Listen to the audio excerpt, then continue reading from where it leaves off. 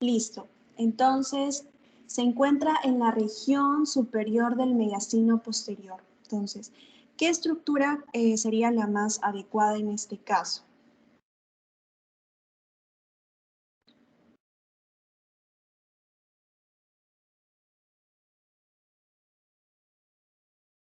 Muy bien, 9 personas, exactamente, ¿no? Hay, bueno, ya solo 2 personas me han marcado lo que vendría a ser cadena simpática, entonces vamos a recordar un poco aquí, ¿no? Vamos a ver cuáles son las estructuras que se van a encontrar en el mediastino anterior, en el mediastino medio y en el mediastino posterior. Entonces, para recordar un poco el mediastino medio tiene que ver mucho con el corazón, ¿no? Con el corazón, los vasos grandes, por ejemplo, tenemos ahí lo que es la vena cava superior, tenemos lo que es el pericardio, lo que recubre el corazón, ¿no? Entonces, la tráquea, los bronquios, ¿no? Luego tenemos lo que es el mediastino anterior, simple y llanamente el timo, la tiroides, la paratiroides y un tejido conectivo, ¿no? Entonces, vamos a ir descartando y bueno, en el mediastino posterior quedaría el resto, ¿no? El esófago, el conducto torácico, la cadena simpática, los ganglios simpáticos, los ganglios linfáticos, la vena ácidos y hemiácidos, ¿no? Entonces, es importante tener en cuenta que, por ejemplo, el timo se encuentra en el mediastino anterior. Vena cava superior, mediastino medio, entonces tenemos lo que vendría a ser la cadena simpática. Listo. Vamos a ver la siguiente pregunta. Paciente varón de 49 años sin antecedentes patológicos de importancia que refiere a presentar de inicio insidioso y curso progresivo, disnea de esfuerzo de 4 meses de evolución. Al examen clínico precordial se encuentra el latido del ápex es amplio y desplazado por fuera de la línea medio clavicular hacia abajo. Se encuentra un soplo, que es un soplo de tipo diastólico, 4/6 de intensidad. Y este se encuentra en el segundo espacio intercostal izquierdo, que aumenta con la inspiración profunda. ¿Cuál es el diagnóstico más probable? Ya, antes de poder responder esta pregunta, si ustedes se dan cuenta, les ponen un montón de datos que no son tan interesantes, no son tan importantes. Al final, en el último renglón, simple y llanamente te están poniendo que es un soplo de tipo diastólico en el segundo espacio intercostal izquierdo. Lo que yo les recomiendo para que no pierdan mucho tiempo en el examen es que primero vayan a las últimas partes del caso clínico, sobre todo a la pregunta, y después lean todo completo, ¿ya? Para que no se pierdan durante que empiecen a leer todo el caso clínico y no se acuerdan qué les preguntaron, etcétera, ¿no? Entonces es importante eso. Ya, vamos con la siguiente. Entonces, un soplo diastólico 4/6 de mayor intensidad en el segundo espacio intercostal izquierdo. Ya aquí está más resumido. ¿Cuál vendría a ser?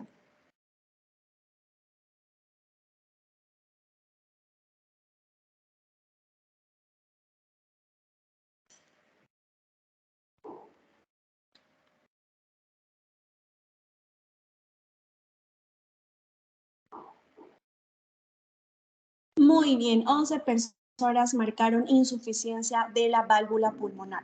Entonces vamos a recordar los focos de auscultación cardíaca, siempre recordar las diferentes posiciones, ¿no? El aórtico siempre se encuentra paralelo al pulmonar, el aórtico se encuentra en el segundo espacio intercostal, en el borde external derecho, el foco pulmonar se encuentra mirándolo, ¿no? Segundo espacio intercostal izquierdo, luego tenemos lo que es al foco mitral, que es en el quinto espacio intercostal izquierdo, línea medio clavicular, y el tricuspidio, ¿no? Que bueno, de igual forma se encuentra un poco más arriba. Entonces aquí vemos que es un soplo diastólico en el segundo espacio intercostal izquierdo. En el segundo espacio intercostal izquierdo tenemos lo que es el foco pulmonar. Y recordar que el soplo diastólico, teníamos, si se encuentra en el segundo espacio intercostal izquierdo, tenemos dos posibilidades, que sea una estenosis o que sea una insuficiencia, ¿no? Entonces, recordemos que el estenosis, tenemos aquí lo que es el ventrículo derecho y la arteria pulmonar. Estenosis se va a impedir sobre todo la eyección de la sangre del ventrículo derecho hacia la arteria pulmonar. Por lo tanto, estamos hablando sobre la sístole. Pero en lo que vendría a ser la diástole, recordar que estas válvulas se cierran en la parte del ciclo cardíaco de la relajación isovolumétrica, ¿no? entonces estaría afectando en esta parte lo que vendría a ser la diástole. Si la válvula no se cierra bien, está afectando lo que vendría a ser la parte diastólica, la relajación isovolumétrica y estaríamos frente a una insuficiencia de la válvula pulmonar. Ya, siguiente.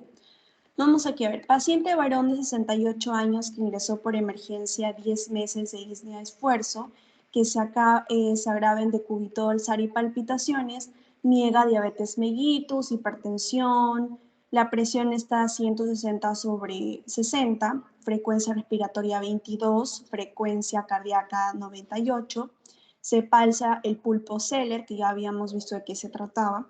En el examen precordial, el latido en el ápex es amplio y desplazado por fuera de la línea medio clavicular.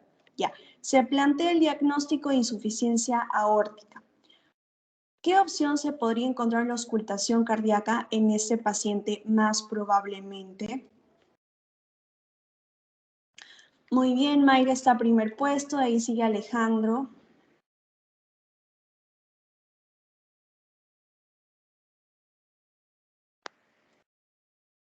Listo, entonces, ¿cuáles son las opciones? Soplo diastólico, segundo espacio paraesternal derecho, soplo sistólico, soplo diastólico ingresiente separado del segundo ruido, o soplo diastólico que se identifica con la inspiración profunda.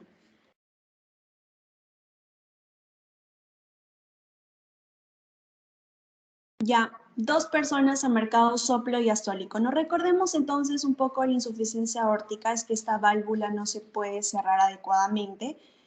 ¿En qué parte del ciclo cardíaco no se cerra bien? En la relajación isovolumétrica que corresponde a la diástole. Ahora, como les mencioné, siempre recordar esta anatomía donde vemos que el foco aórtico se encuentra en el segundo espacio intercorsal en el borde esternal, pero del lado derecho, ¿no? Y bueno, recordar aquí también estos soplos, por ejemplo, tenemos aquí la aórtica, que en la sístole tenemos que es una estenosis, la diástole una insuficiencia, eso lo habíamos visto también un poco mejor detallado en la clase de cardiología, pero acá hay un resumen para que ustedes lo tengan en cuenta. Y bueno, recordar estos soplos de acá, ¿no? Los tipos de soplos que hay al inicio de la diástole, al final de la diástole, en toda la diástole, ¿no? Pero simple y llanamente la respuesta correcta en esta pregunta sería que se encuentra este soplo, es un soplo tipo diastólico porque es una insuficiencia aórtica, en el segundo espacio intercostal paraesternal derecho. Ya. Listo, tenemos acá. Paciente mujer de 54 años con antecedente de hipertensión acude a un control cardiológico preventivo y al examen se constata latido de la punta desplazado por fuera de la línea media axilar, pulso pequeño, célebre y rítmico. No soplo en cuello. Se sospecha de una insuficiencia mitral. ¿Cuál de las opciones se puede presentar en la auscultación cardíaca de este paciente más probablemente?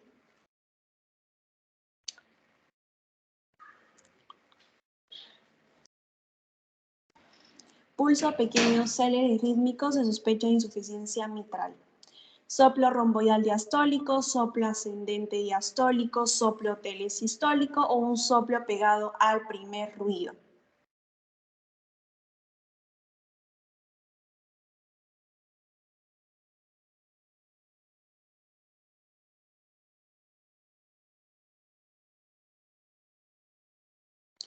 Ok, tenemos aquí, bueno, 4 personas han marcado romboidal diastólico, ya. La respuesta correcta era soplo sistólico pegado al primer ruido. ¿Por qué? Recordemos que el primer ruido, ya, era el cierre de las válvulas auriculoventriculares. En este caso tenemos lo que es la mitral y la tricuspidia. Mitral en el lado izquierdo, tricuspidia en el lado derecho. Entonces, aquí nosotros tenemos una insuficiencia, o sea, no se puede cerrar adecuadamente esta válvula, por lo que está perjudicando también a lo que vendría a ser el primer ruido. Nosotros habíamos visto que el cierre de las válvulas auriculoventriculares, tanto la mitral y la tricuspidia, se producía en lo que vendría a ser la relajación isovolumétrica, ¿no? En la fase del ciclo cardíaco de la relajación de la contracción isovolumétrica. Entonces, el cierre de las válvulas auriculoventriculares era el primer ruido cardíaco que se producía en la contracción isovolumétrica. Entonces, la contracción vendría a ser sístole o diástole, ¿no? Obviamente vamos a tener que esta contracción isovolumétrica es una sístole. Entonces, está afectando la parte sistólica, el ciclo cardíaco, y está pegado al primer ruido, porque no se olviden que el primer ruido corresponde al cierre de las válvulas auriculoventriculares, tanto la mitral y la tricuspidia. Ya. Listo, vamos a ver lo siguiente. Varón de 62 años que durante cena presenta súbitamente dificultad respiratoria y disfonía, ¿ya? Al examen presenta una presión arterial de 100/60, frecuencia cardíaca de 120 y frecuencia respiratoria de 38. La saturación es 89. Se aprecia el uso de musculatura accesoria, o sea, hay tirajes. Respiración, cornaje. Murmullo vesicular pasa disminuido a transmisión de la cornaje. Ruidos cardíacos normales, no hay soplos, pulsos presentes, ingurgitación yugular negativa. ¿Cuál es el diagnóstico? Ya.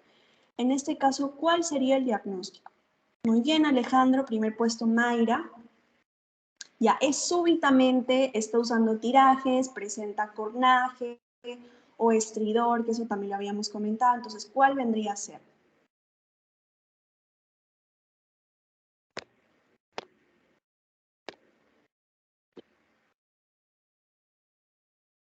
Ya, solo dos respuestas, 3, 4, ya a ver.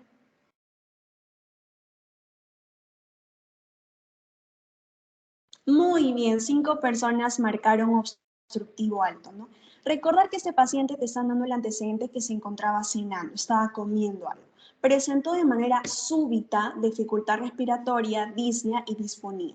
Además, habíamos visto que cuando hay una obstrucción a nivel de la vía aérea alta, se manifestaba en el examen físico con el uso, por ejemplo, de tirajes, porque el paciente no puede respirar bien. Aparte, presentaba cornaje y estridor. Entonces, la respuesta correcta era síndrome obstructivo alto, ¿no? De la vía aérea alta. Listo. Paciente mujer de 58 años de edad que está siendo evaluada por síndrome de debilidad de los músculos respiratorios. ¿Cuál de los músculos es inspirador y está más probablemente comprometido? Ya vamos a ver, recordar un poco esto. Músculo inspirador, ¿cuál probablemente está más comprometido?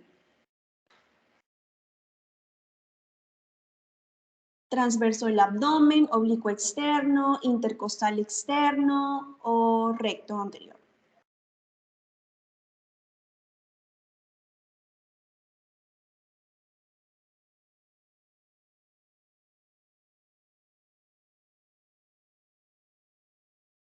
Muy bien, 9 personas marcaron intercostal externo, ¿no? Entonces recordemos acá, por ejemplo, cuáles son los músculos que van a estar relacionados a la inspiración y a la expiración.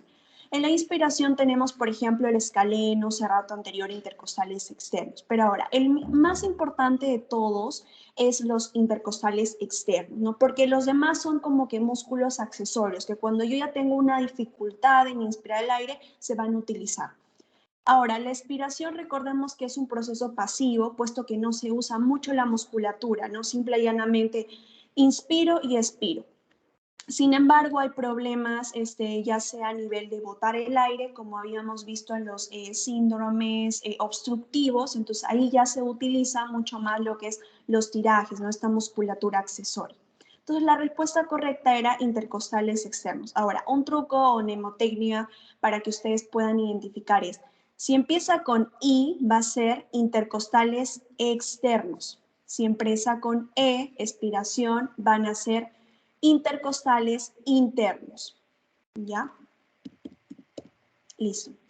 Paciente varón de 64 años consulta por 2 meses de disnea progresiva asociada a dolor retroesternal. Desde hace 10 días también empieza a presentar ya disnea en reposo. En el examen físico se encuentra un paciente sentado hacia adelante, ¿no? Ya tiene una posición característica. Y presenta lo que es, por ejemplo, una presión arterial de 90/70, frecuencia cardíaca es de 108, frecuencia respiratoria, pulso paradójico con ingurgitación yugular, ruidos cardíacos disminuidos, ya. ¿Cuál es probablemente el síntoma característico, no? Pulso paradójico, ingurgitación yugular y ruidos cardíacos disminuidos. ¿Cuál es este síndrome?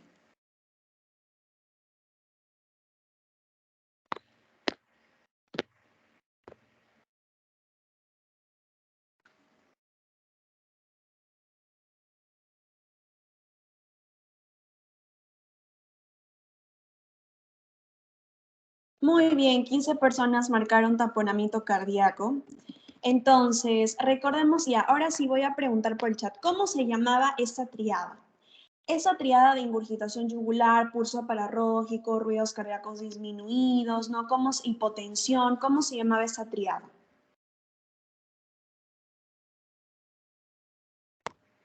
Muy bien, Sheila, exacto, triada de Beck, ¿no? Entonces recordemos que pulso paradójico yo voy a encontrar en taponamiento cardíaco, pero además voy a tener lo que vendría a ser los ruidos cardíacos apagados, la distensión venosa, ingurgitación yugular y una marcada hipotensión. Esto es cuando mi corazón, por ejemplo, ya no se puede distender, ya que ha habido un derrame vacío y ha ocasionado este taponamiento, ¿no? Del pericardio, que es la estructura que recubre el corazón. Listo. Bueno, tenemos acá, paciente mujer de 17 años de edad que está jugando vóley, es algo importante, que presenta súbitamente dolor en el hemitórax derecho, dificultad respiratoria. Al examen está pálida, polipneica con cianosis perioral. Y bueno, la frecuencia cardíaca está normal, frecuencia respiratoria, temperatura normal. Bueno, está taquipneica, ¿no? Tenemos un hemitórax derecho hipersonoro y ausencia de murmullo vesicular. ¿Cuál es el diagnóstico más probablemente?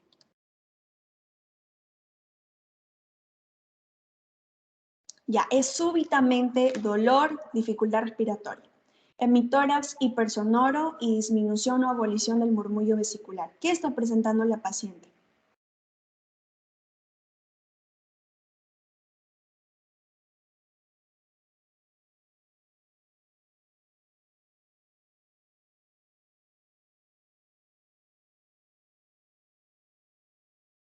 Muy bien, 11 personas marcaron neumotórax. Como yo les comenté, paciente joven, neumotórax de tipo primario, que está jugando vóley o está jugando fútbol, le cae un pelotazo, se reventó una bula y produció súbitamente dolor y disnea.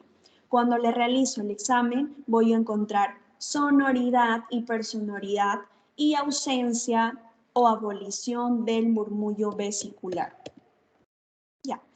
Paciente mujer de 49 años, ya, con antecedente de diabetes mellitus tipo 2, tiene un factor de riesgo. Desde hace 15 años tratamiento irregular, o sea, está descontrolada, ¿no? Consulta por 5 meses de dolor tipo ardor en los pies, ¿no? Se asocia a disminución de la sensibilidad en ambas plantas, sensación de hormigueo, de parestesias en dicha zona. ¿Qué dolor es el más probablemente mencionado en este caso clínico? Una paciente que tiene factores de riesgo presenta disminución de lo que vendría a ser la sensibilidad, ardor, parestesias. ¿Qué tipo de dolor vendría a ser?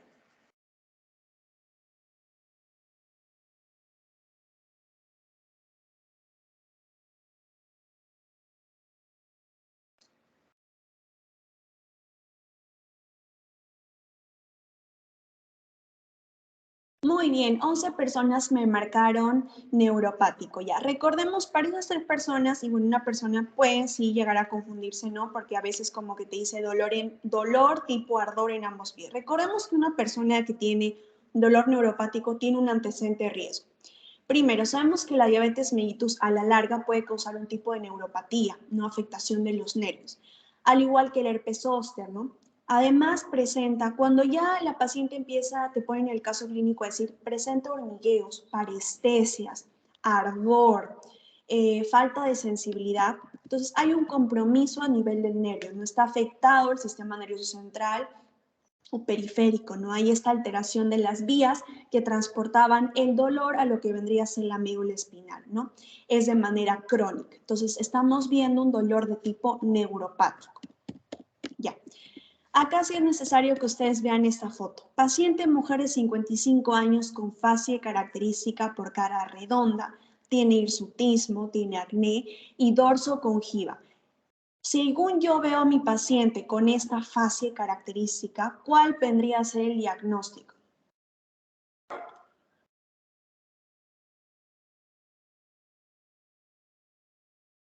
Muy bien, ya, Mariel ya subió, Marcela, William. Ya, entonces, tengo esta fase característica de mi paciente. ¿Qué estará presentando? Acromegalia, es una fase lúpica, hipotiroidea, cushingoidea.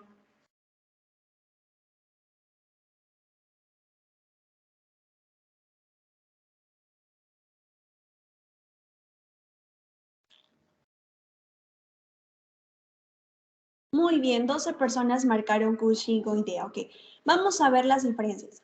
Cuando yo tengo una fase acromegálica, mi paciente va a tener prognatismo, o sea, va a tener la mandíbula y los rasgos más toscos, más incrementados. La fascia lúpica es esta fascia característica en alas de mariposa, ¿no? Rash en alas de mariposa. La fascia hipotiroidea voy a tener una fascia tipo agotagada, por ejemplo, voy a tener una lengua incrementada, el pelo se va a encontrar más grueso, las cejas como que más gruesas, ¿no? Fascia cansada, agotagada, ¿no? Y bueno, la fascia cushingoidea característico es que va a presentar la paciente mayor vello facial, siendo mujer, ¿no? Acné, empieza a presentar una jiba en la parte de la nuca, ¿no? Vemos cómo es que incrementa también esta cara redonda. Entonces, es característico. Listo, vémosle el otro. Paciente de sexo femenino de 38 años de edad, consulta por un mes de disnea progresiva. Al examen clínico se encuentra una presión de 120/80, una frecuencia cardíaca de 88 y una frecuencia respiratoria de 22. Tiene optornea, crepitantes basales, choque de punta dentro de la línea medio clavicular en el quinto espacio intercostal, aumento de la presión venosa yugular, no hay soplos, entonces no estamos hablando de una valvulopatía, pero sí tiene edema en ambos miembros inferiores. Se evidenció fragilidad capilar en extremidades. En la radiografía de tórax se presenta una silueta cardíaca normal, pero aquí cuando la realizamos una ecocardiografía vemos un miocardio no distendible, tabique interventricular no engrosado. ¿Cuál es la causa más probable de cardiomiopatía?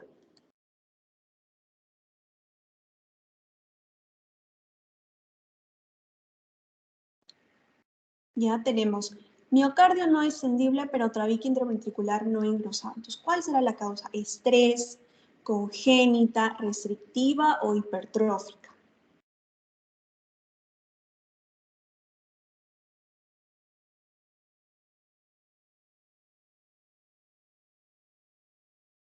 Muy bien, bueno, había un empate, ¿no? Entre hipertrófica y restrictiva. Es muy común que entre estos dos se puedan equivocar, pero vamos a aprender acá a diferenciar.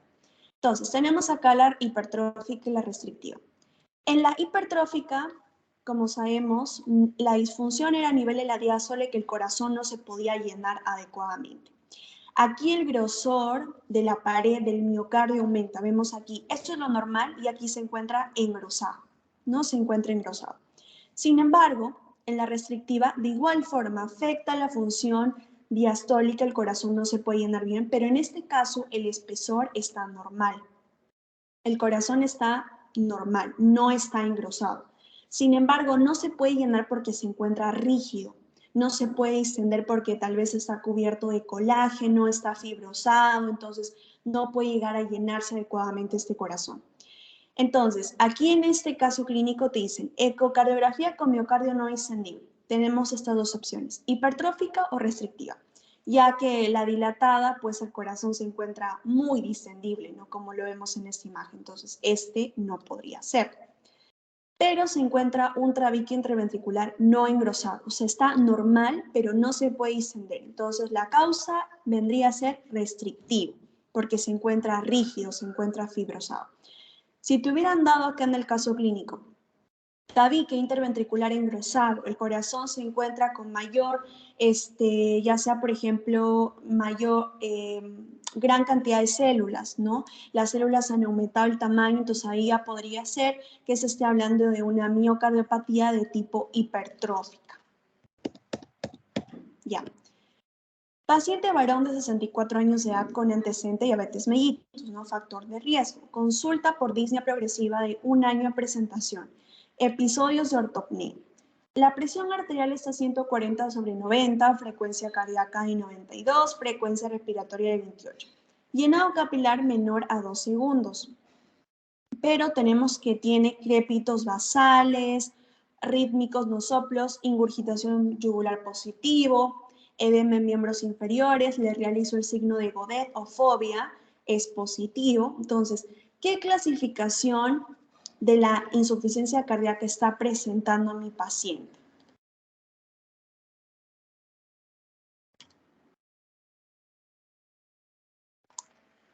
Aquí lo resumimos, ¿no? Llenado capilar menos de 2 segundos, pero tiene edema, tiene crepitantes.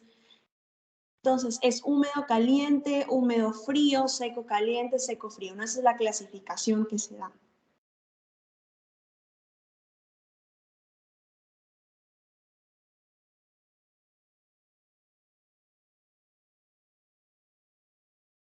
Muy bien, 10 personas marcaron húmedo caliente. ¿Por qué? Porque recordemos que nosotros para ver si hay una adecuada perfusión nos basamos en el llenado capilar. Si el llenado capilar está a menos de 2 segundos, entonces mi paciente está, por decirlo así, está caliente, no está con una buena perfusión. Le está llegando adecuado oxígeno, nutrientes a los diferentes órganos. Pero ahora, mi paciente dice que tiene síntomas y signos de congestión. A eso se le denomina que está húmedo. Tiene crepitantes en los pulmones, los alvéolos están congestionados. Tiene ingurgitación yugular, además tiene edema en miembros inferiores. Entonces es un paciente que se encuentra caliente porque la perfusión está normal, pero húmedo porque sí presenta signos de congestión. Listo. Paciente mujer de 18 años de edad que acude por dolor en el limitórax izquierdo de 5 días de evolución, progresivo de tipo pleurítico. ¿Cuál de las siguientes opciones es la característica clínica más probablemente?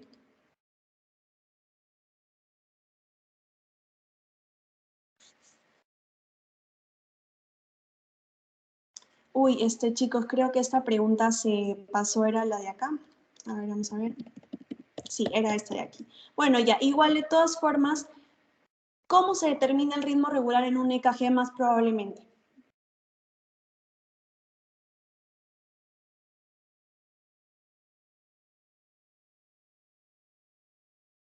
Ya, me han dicho onda QRS, entonces, bueno, supongo que es porque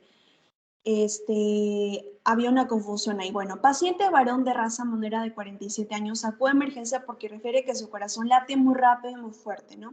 Tiene una frecuencia cardíaca rítmica. Usted le solicita un electrocardiograma y es el siguiente. ¿Cómo se determina si mi ritmo es regular? Ya, primero, para yo poder decir que un ritmo regular es que una onda P siempre le siga a un complejo QRS, ¿no? Onda P, QRS, ¿no? Onda P, QRS. Pero además, para decir que mi ritmo es regular, tiene que entre las R y las R haber la misma cantidad de cuadraditos. Si yo cuento acá 1, 2, 3, 4, acá también tiene que haber la misma cantidad para yo poder decir que es un ritmo de tipo regular. Entonces vendría a ser por RR, ¿no? Que esté la misma cantidad de cuadrados entre las R para yo poder decir que es un ritmo de tipo regular. Muy bien, María, el primer puesto, Mayra, segundo puesto. Ya. Paciente de 73 años, fumador, con pérdida de peso, vibraciones vocales abolidas, matidez, murmullo vesicular ausente en 1/3 del hemitórax izquierdo y disminución de la expansión. ¿Qué tipo estamos hablando acá?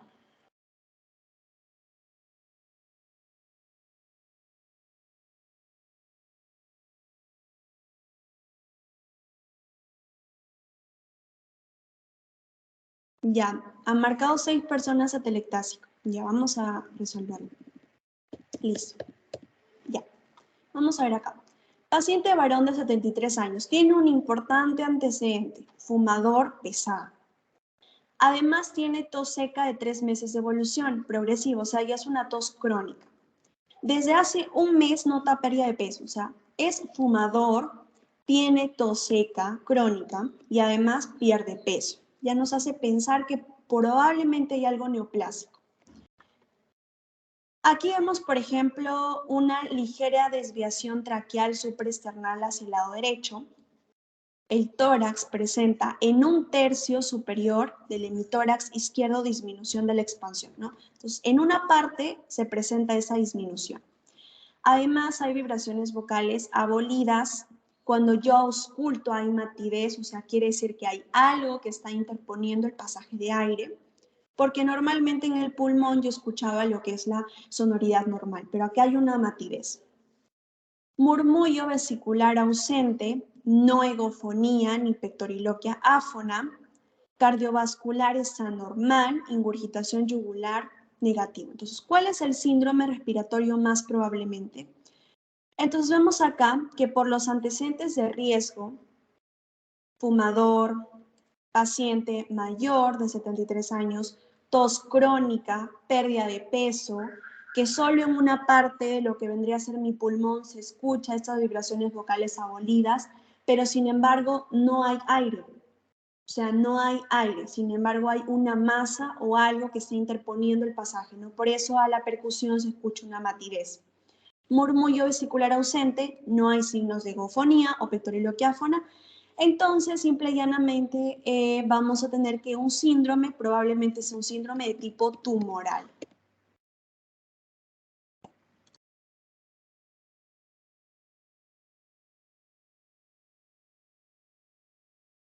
Ya, este es el que habíamos dejado. Dolor en el hemitórax izquierdo de 5 días de evolución progresivo de tipo pleurítico. ¿Qué además podría presentar el paciente? Aparte, si tiene un compromiso pleural, entonces, ¿qué otro síntoma podría presentar? Broncorrea, frote pleural, aumenta con la inspiración, presente hemoptisis. Muy bien. Cuatro personas han marcado aumenta a la inspiración. Ya, recordar, el dolor tipo pleurítico, ¿aumenta con la inspiración o con la expiración? A ver, los leo por el chat. ¿Con la inspiración o con la expiración aumenta el dolor pleurítico? Con la inspiración, exacto. Es un dolor punta de costado. El paciente tiene dolor punta de costado en el hemitórax izquierdo. 7 días de evolución progresivo tipo pleurítico que aumenta, pero aumenta con la inspiración, ¿ya? Además puede presentar frote pleural. Ahora, no siempre puede presentar hemoptisis, es más, no se presenta en la mayoría de veces, y broncorrea tampoco, ¿no? Porque la broncorrea sobre todo se presenta en las bronquiectasias, ¿no? Esas dilataciones anómalas de los bronquios donde se acumula bastante expectoración, el paciente se levanta por las mañanas y bota toda esta expectoración un color blanquecino. Listo. Ahora sí, ya estamos bien con el Kahoot. Se había pasado una pregunta a la otra. Listo, ahora sí. Paciente de 65 años de edad, varón, con antecedente de diabetes mellitus, factor de riesgo. Consulta por fiebre continua de 20 días de evolución. Tos productiva. Inicialmente era gerrumbrosa, ¿no? Pero desde hace 5 días este aspecto cambia. Ahora es purulenta, abundante, fétida, que se acompaña con fiebre y escalofríos, o sea, da síntomas generales. ¿Cuál es la causa más probablemente?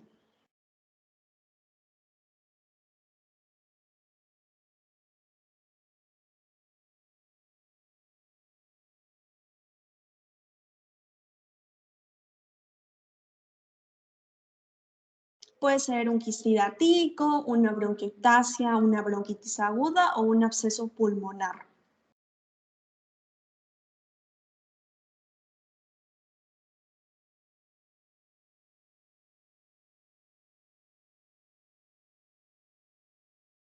Muy bien, 10 personas marcaron absceso pulmonar. A ver, ¿por qué no sería quisiático? En primer lugar, en ningún momento en el caso clínico me han dicho que el paciente presenta vómito.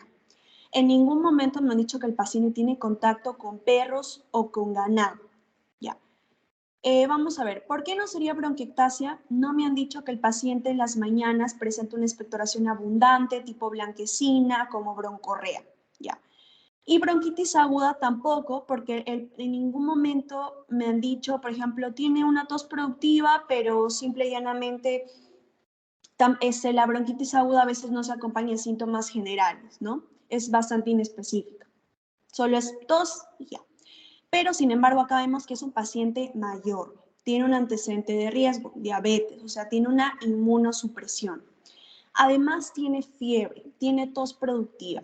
Y cuando menciona el esputo es de abundante cantidad, es maloliente, es fétida, se acompaña de fiebre y además escalofríos. Entonces, es un absceso pulmonar.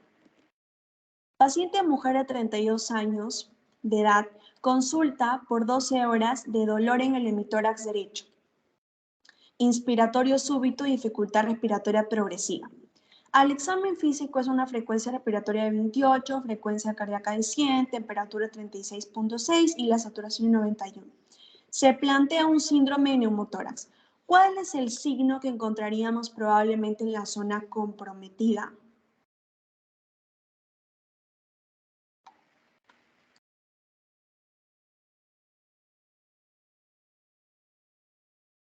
Muy bien, Marcela, Mariel están en primer puesto.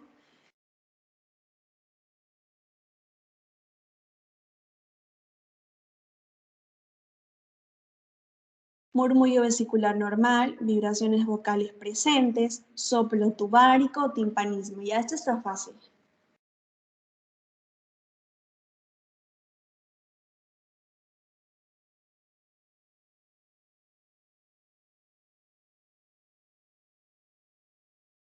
Muy bien, 10 personas marcaron timpanismo. Ahora, estas dos personas que marcaron soplo tubárico, ya, a ver, vamos a preguntar por el chat. ¿En qué patología se encontraba el soplo tubárico? A ver, los leo por el chat. ¿En qué patología se encontraba soplo tubárico?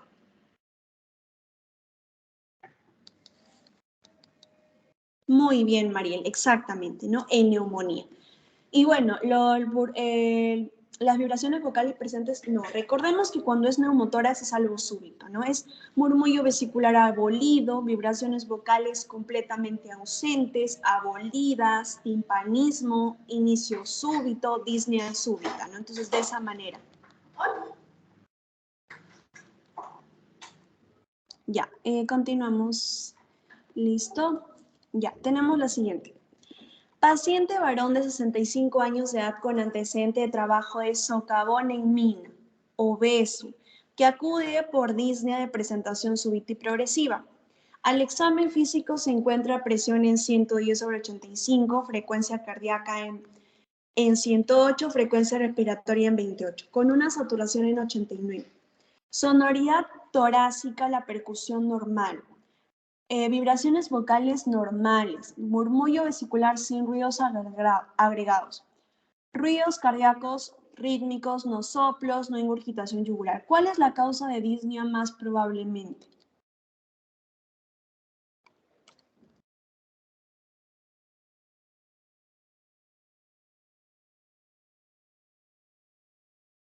Te dicen obeso, disnea súbita, pero que todo el examen está normal. Eso también yo les había explicado en una clase, les había hecho un truco para reconocer. ¿Cuál será? Crisis asmática, neumotórax, embolia pulmonar o derrame pleural.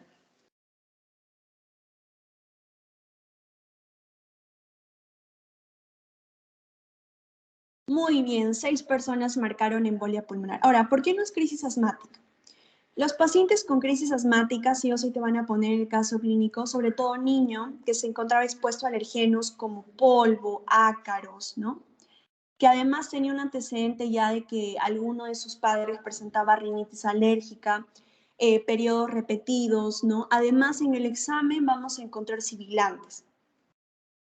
Derrame pleural no, porque recordemos que en el derrame pleural también hay en el examen físico es diferente, ¿no? Vamos a tener, recordando un poco, aquí se los dejé en el Excel, los síndromes, para que ustedes lo revisen, aquí está en Medicina 1 de OneDrive.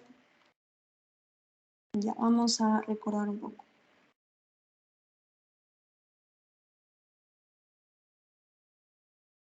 Ya, teníamos el derrame, ¿no? Teníamos que la amplexación está disminuida, vibraciones vocales abolidas. Cuando yo hago la percusión voy a encontrar matidez. Abolición del murmullo vesicular puesto que hay un derrame, hay agua, no deja el paso normal. Y también voy a encontrar una egofonía. Ya. Aquí vemos que todo el examen está normal. Y tampoco es un neumotórax porque no me dicen timpanismo, no me dicen murmullo vesicular abolido, vibraciones vocales abolidas, ¿no? Simple y llanamente me dicen que es un hombre obeso, tiene un factor de riesgo de hipercoagulabilidad, ¿no? Factor de riesgo de que presente ateromas en sus arterias, se desprendan, viajen, se produzcan émbolos, sobre todo un émbolo pulmonar. Y para reconocer yo un tromboembolismo pulmonar es que este también presenta disnea súbita, al igual que el neumotórax, pero la diferencia entre estos dos es que el embolia pulmonar, el examen físico va a estar normal, ¿ya? O sea, la percusión va a estar normal, vibraciones vocales normales, murmullo vesicular normales, ¿no? Pero además tiene un factor de riesgo, como el uso de anticonceptivos orales, fractura de cadera, postración o un tipo, por ejemplo, de obesidad. Listo. Paciente varón de 70 años de edad consulta por 8 días de fiebre, tos y dificultad respiratoria. Al examen físico se encuentra una frecuencia respiratoria de 28, frecuencia cardíaca de 110 y temperatura de 38. O sea, está con fiebre y con taquicardia. Se plantea síndrome de condensación por neumonía. ¿Cuál es el signo que encontraríamos más probablemente en la zona comprometida?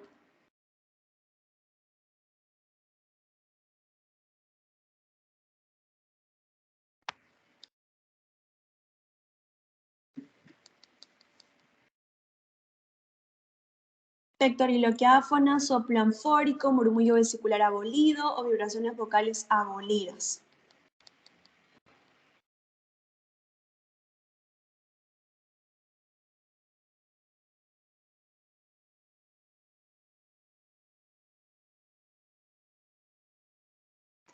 Ya, muy bien, 5 personas marcaron pectoriloquia áfona, ya.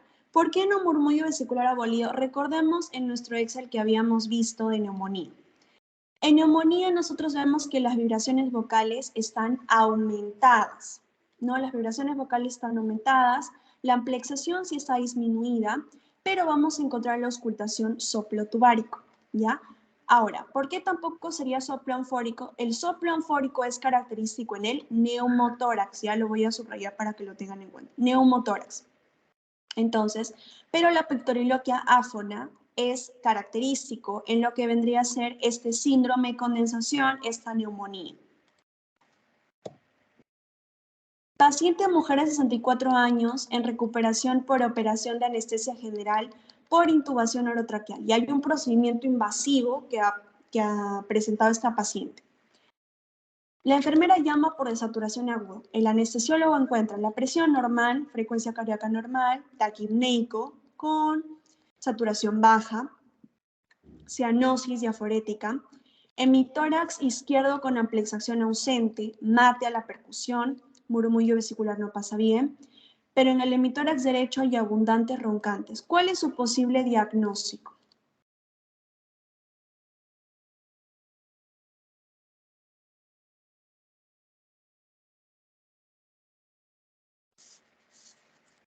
Intersticial, bronquial, neumotórax o atelectásico.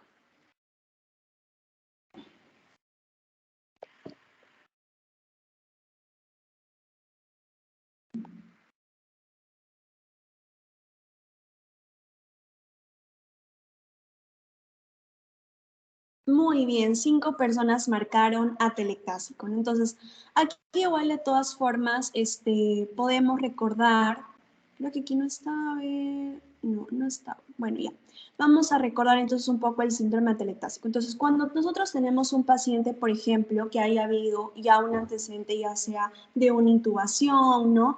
Probablemente ese paciente ha habido algún tipo de obstrucción, entonces ha causado como que este colapso de las paredes alveolares que ha hecho que se produzca esa atelectasia, ¿no? Entonces en el examen vamos a encontrar, por ejemplo, amplexación ausente, mate a la percusión, el burbullo no pasa, y en el hemitórax contrario vamos a encontrar abundantes roncantes. Entonces es característico, por ejemplo, de un síndrome atelectásico.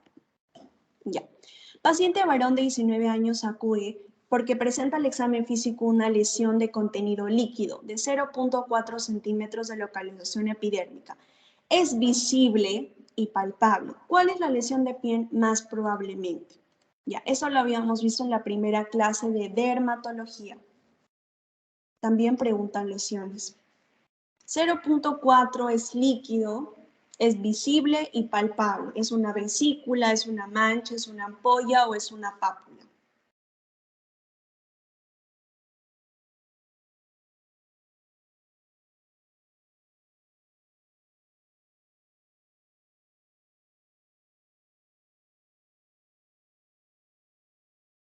Muy bien, 5 personas marcaron vesícula. Ahora, ¿por qué no sería una ampolla? Recordamos nuestras lesiones a nivel topográfico, ¿ya?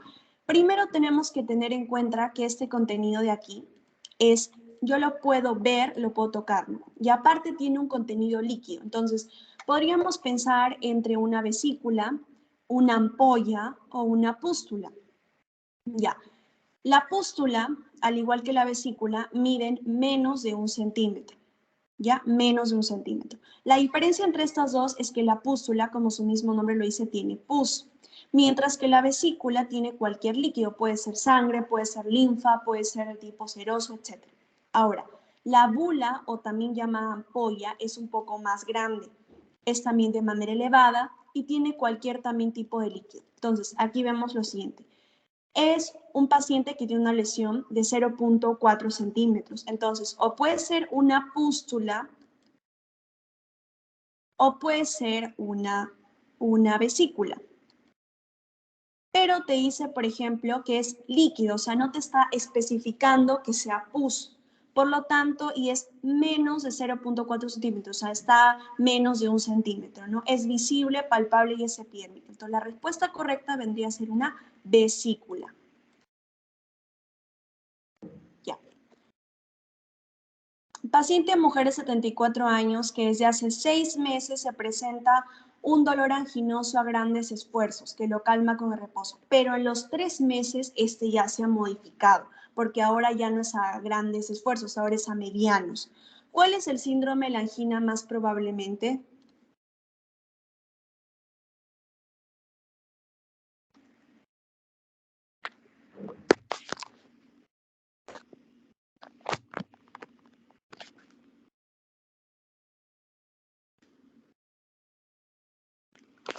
Subclínica, progresiva, inestable, variante.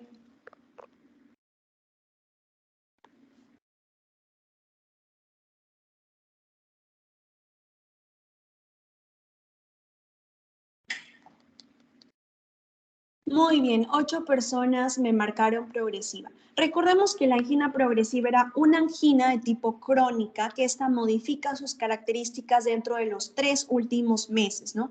Puede volverse con mayor frecuencia, mayor intensidad, mayor clase funcional y duración del dolor. Entonces aquí vemos que en el caso clínico te ponen que hace 3 meses ahora ya no es a grandes esfuerzos, o sea, ahora ya hace menos actividad y le empieza a doler más.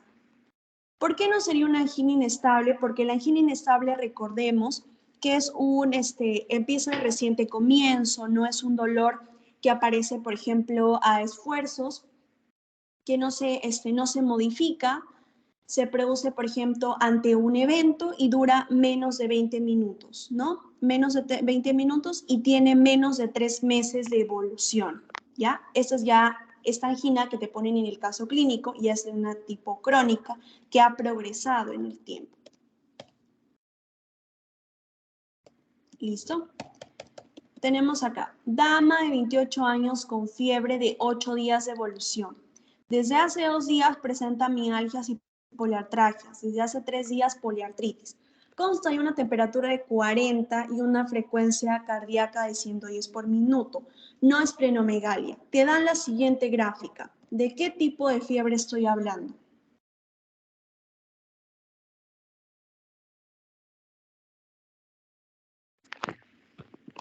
Aquí está la gráfica. Voy a ponerla acá al lado. A ver. Ajá, ahí está. Sí, está con la foto. Remitente, recurrente, éctica, intermitente.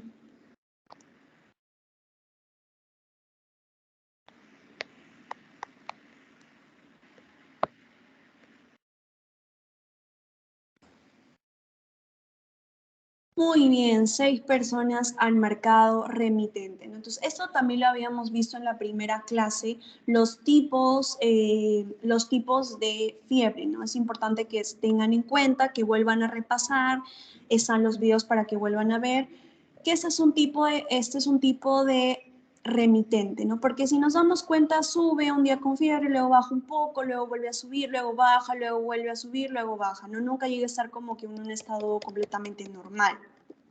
Listo. Paciente varón de 54 años, es obeso y fumador pesado, tiene 2 factores de riesgo. Ingresa por dolor en miembro inferior derecho desde hace 18 horas, es de inicio súbito y curso progresivo. Inicialmente ya era pequeños esfuerzos y actualmente está en reposo y le empieza a doler. Al examen del miembro inferior tenemos palidez, frialdad, no hay edema. Ya, esto también les mencioné en la última clase. ¿Cuál es el síndrome más probablemente? No hay ni palidez, ni edema, tiene factores de riesgo y ahora ya le duele hasta en reposo. Embolia arterial, trombosis venosa profunda, varices o trombosis arterial.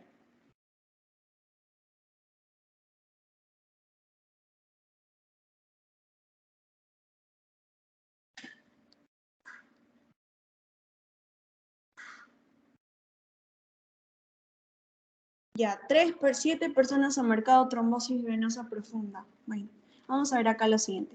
Recordemos un poco sobre la insuficiencia arterial y la insuficiencia venosa, ¿ya?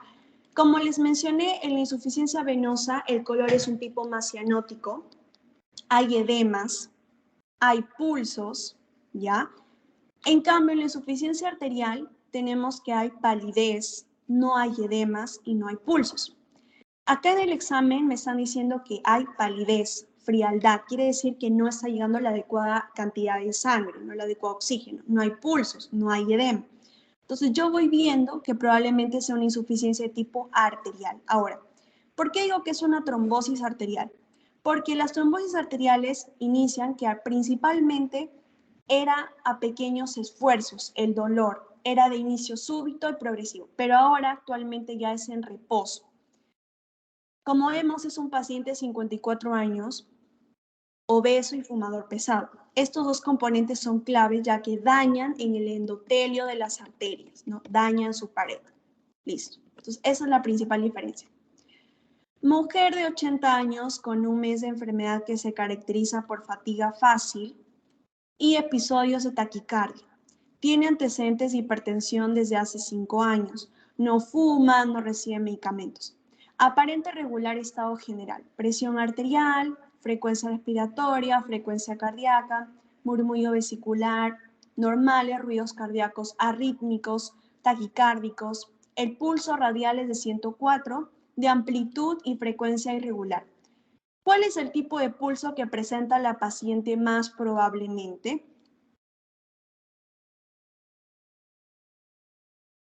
Si mi pulso es de 104 y mi frecuencia es de 128. Deficitario, paradójico, Seller, bigeminado.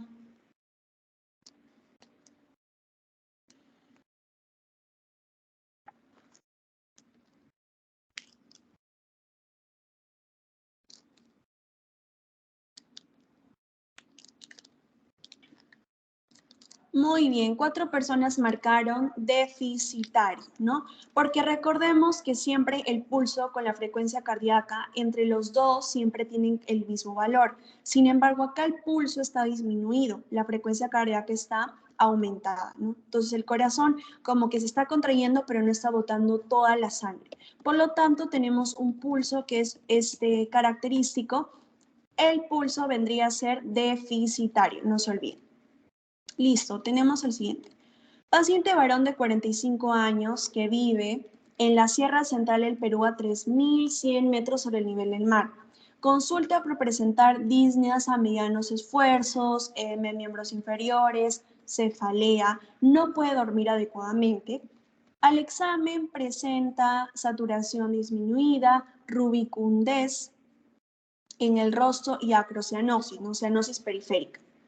Murmullo vesicular disminuido en ambos campos pulmonares, predominio basal, aumento aumento del segundo ruido cardíaco, ingurgitación yugular, abdomen con hepatomegalia, reflujo hepatoyugular positivo, edema en miembros inferiores con fobia, 3 cruces.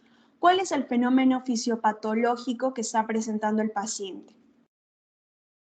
Ya te dice rubicundez, vive en altura, tiene acrocianosis, no puede dormir en las noches, ¿no?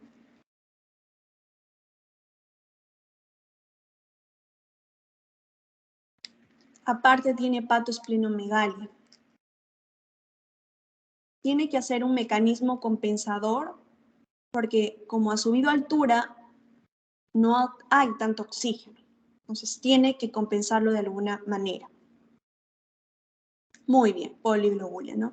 El aumento, acá habíamos visto como la fisiopatología. Se disminuye la presión a nivel del ambiente, hay disminución de la presión, entonces todos estos mecanismos tienen que producir algún tipo de compensación. Entonces nuestro paciente está presentando rubicundez, ¿no? Por lo tanto, ahí está incrementando su hemoglobina, su hematocrito, sus glóbulos rojos, ¿no? Sus eritrocitos, para tratar de compensar de que no está llegando adecuadamente oxígeno, ¿no? Porque se está estimulando mucho la eritropoyetina.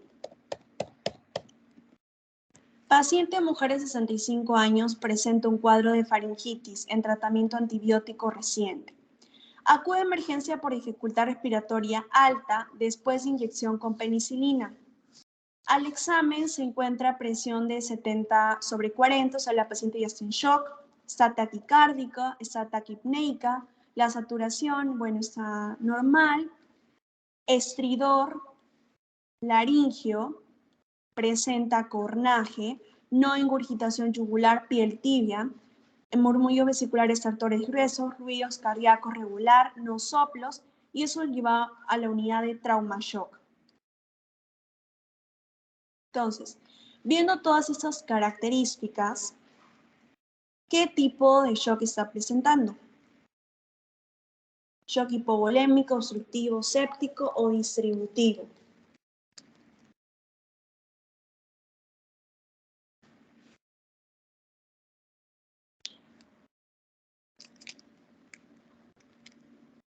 ¿Un shock séptico? Tienes que responder en el Kahoot, ya. No, no está presentando un shock séptico. ¿Por qué?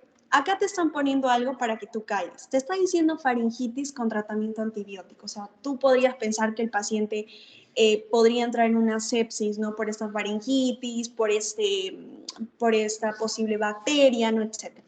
Sin embargo, aquí lo que te está mencionando es que la paciente empezó a presentar dificultad respiratoria alta después de la inyección con penicilina. O sea, te hace pensar que probablemente la paciente tenga alguna reacción alérgica a la penicilina, porque le inyectaron la penicilina y empezó a bajar su presión, no empezó a presentar hipotensión, empezó a presentar taquicardia, empezó a presentar lo que vendría a ser taquipnia, estridor, laringio, cornaje, posiblemente edema de glotis, ¿no? Todo eso.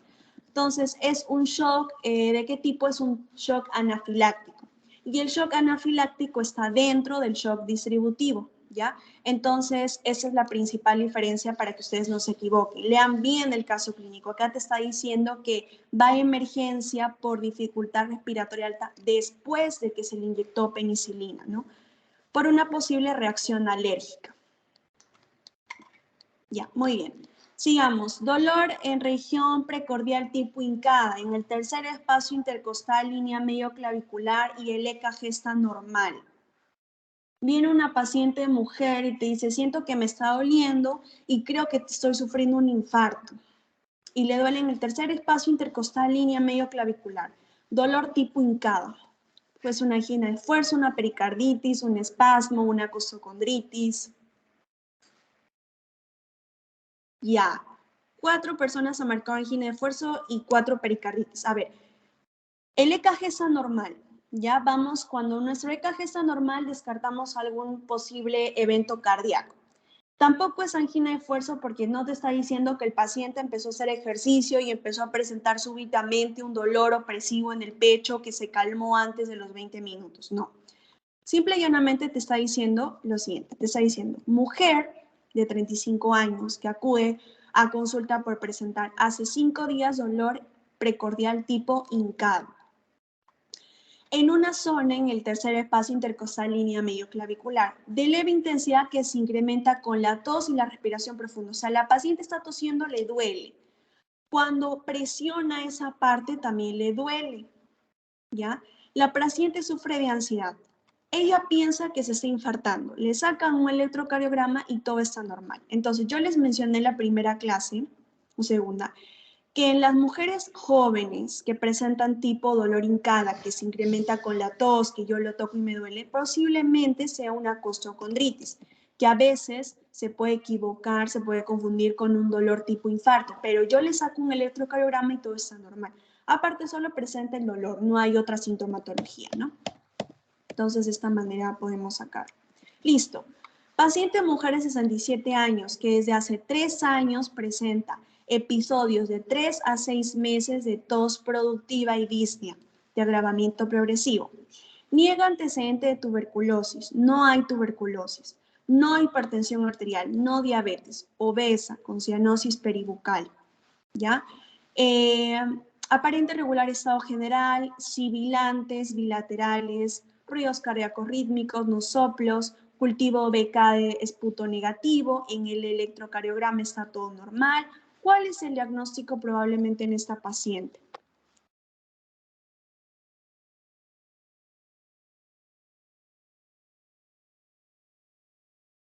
¿Cuál es el diagnóstico? Si presenta de 3 a 6 meses tos productiva.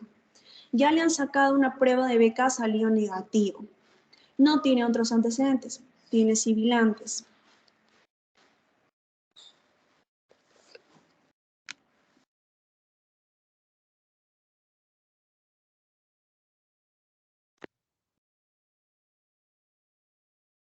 Muy bien, 10 personas marcaron bronquitis crónica. Ahora, ¿por qué no sería asma bronquial? Porque en primer lugar, en ningún momento la paciente te ha dicho que tiene exposición contra alergenos, presenta tirajes, presenta crisis asmática, ¿no? Que es la disnea súbita, ¿no? ¿Por qué no sería fibrosis pulmonar? En el examen clínico tampoco te han dado que presenta crépitos tipo velcro, no te han dicho, por ejemplo, que ha estado expuesta a minerías, ¿no? O que su trabajo ha sido estar con metales, ¿no? A algún tipo de neumoconiosis, etc. Entonces, solo te dice que es obesa, tiene cianosis, desde hace 3 años presenta episodios de 3 a 6 meses de tos productiva con disnea, y bueno, se auscultan sibilantes bilaterales. Esta es una foto del PPT para que ustedes lo repasen, que la bronquitis crónica, yo hago diagnóstico cuando dice tos con expectoración 3 meses cada año durante 2 años consecutivos y yo le pido, por ejemplo, otras pruebas y no hay causa aparente. Además que la paciente presentaba ya esta cianosis tipo peribucal y siempre diferenciar las características entre bronquitis crónica, el agotagado azul o el enfisematoso, ¿no? Que es el soplador rosado. Paciente mujer de 18 años de edad que llega a emergencia con compromiso de conciencia y saturación en 92. Se le toma un AGA y se encuentra un pH en 7.53, una presión de CO2 en 24 y una presión de oxígeno en 72. ¿Cuál es el trastorno primario gasométrico más probablemente?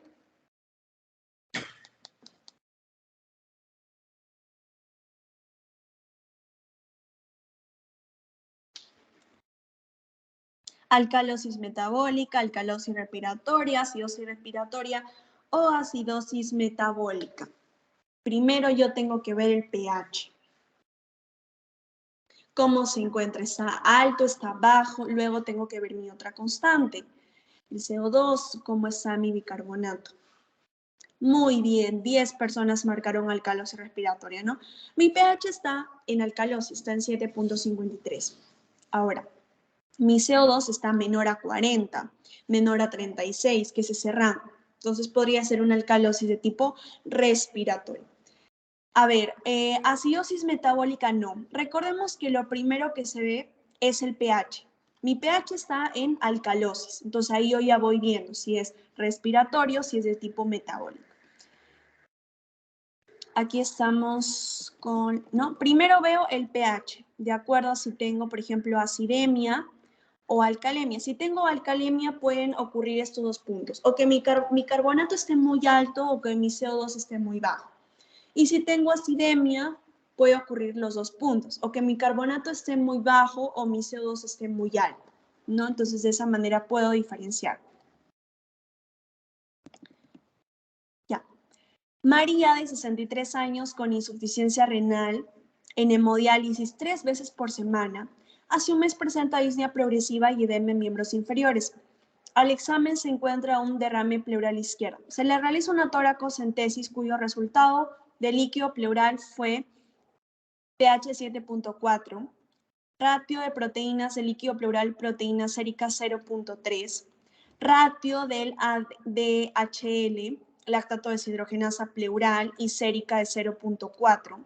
La glucosa está normal, no células mesoteliales. ¿Qué tipo de derrame estaré presentando frecuentemente? En este caso, viendo estas constantes del LIGHT. Tuberculoso, hipoalbuminémico, empiema, neoplásico. Bueno, eso lo puedo sacar solo leyendo el caso clínico sin necesidad de saber estas constantes, pero de todas formas es importante que se los aprendan.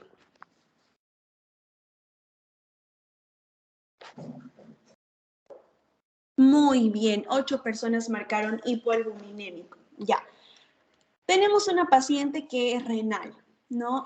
Probablemente esté botando proteínas por la orina. Presenta edema, disnea, derrame pleural. Pero además, vamos a ver acá cuáles son los criterios de Light. Los criterios de Light nos dicen lo siguiente. Si yo tengo que las proteínas de líquido sobre las proteínas de suero son mayor a 0.5, el lactato deshidrogenasa del líquido sobre el lactato deshidrogenasa del suero sea mayor a 0.6 y el lactato deshidrogenasa del líquido sea 2/3 mayor en el suero. Si todo cumple estas preguntas, es un sí, probablemente sea un exudado. La causa más frecuente en jóvenes, tuberculosis en nuestro país, y en personas adultas, cáncer. Pero si es no, probablemente sea un trasudado. La causa más frecuente, insuficiencia cardíaca. Pero en este caso vemos que nuestra paciente no cumple, ¿no? El ratio es menor, el ratio del lactato deshidrogenasa es menor, por lo tanto tampoco hay células mesoteliales, ¿no? Y además tenemos que es una paciente de tipo renal. Entonces la causa más común es un trasudado y en estos casos, como es una paciente renal, presenta un edema, una disnea, entonces probablemente estemos hablando de una hipoalbuminemia. Mujer de 55 años con historia de dolores articulares hace 3 años. Consulta por artralgias de manos desde hace más de 6 meses. Refiere que amanece con gran rigidez que dura en las manos hasta casi 2 horas. Al examen físico presenta artritis metacarpofalángicas e interfalángicas de las manos. Se observan que simula cuello de cisne, que además hay otros signos como eritema y calor. ¿De qué probablemente estaremos hablando?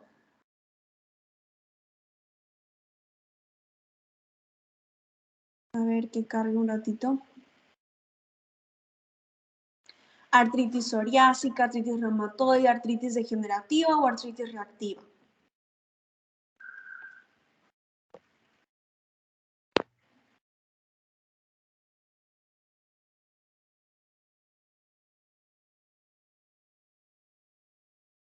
Muy bien, 13 personas marcaron artritis reumatoide. ¿No? Recordar estos dos tipos de dolores, la artritis y la artrosis. La artrosis sobre todo en personas mayores que ya tienen esta degeneración por el sobreuso de las articulaciones, ¿no?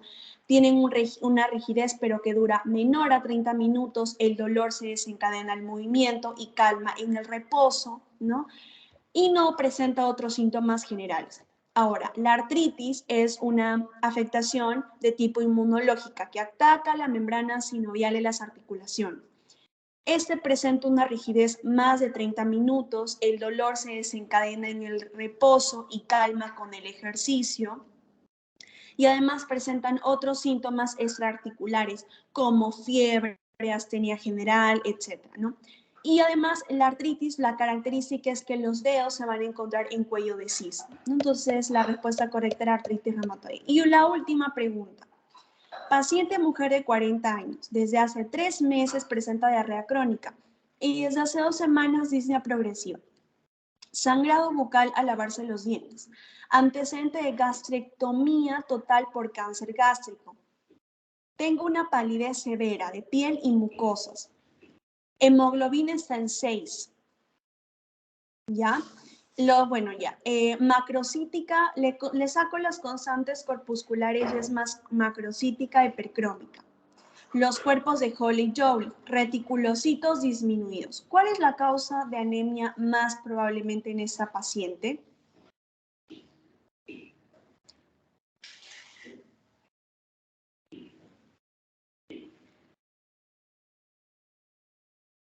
Aplásica, hemolítica, megaloblástica o ferropénica.